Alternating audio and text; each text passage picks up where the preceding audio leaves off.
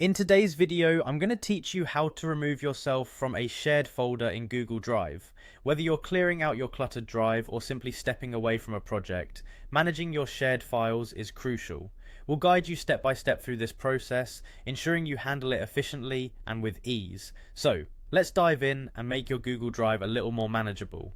To begin, make sure you're logged into your Google account and head over to your Google Drive homepage. You can do this by navigating to drive.google.com, where you'll find your Drive interface filled with your organizational tools and your files. Once you're on the homepage, look to the left sidebar and click on the section labeled Shared with Me.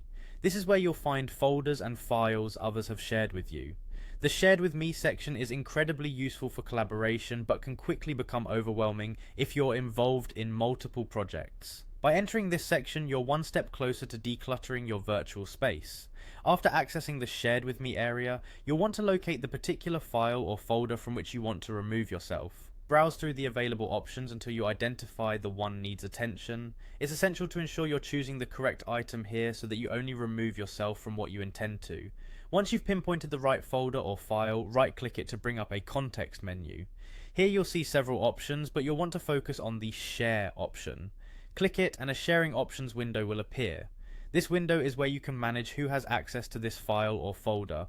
In the sharing window, look for your own email address in the list of people with access. It's often easy to spot since it will typically say editor or similar next to your name, indicating your level of access. Click on this annotation next to your email to proceed to the next step. Once you've selected your email, you should see the option to remove access. Go ahead and click this. This action will cease your ability to view or edit the file or folder, effectively removing you from the shared content.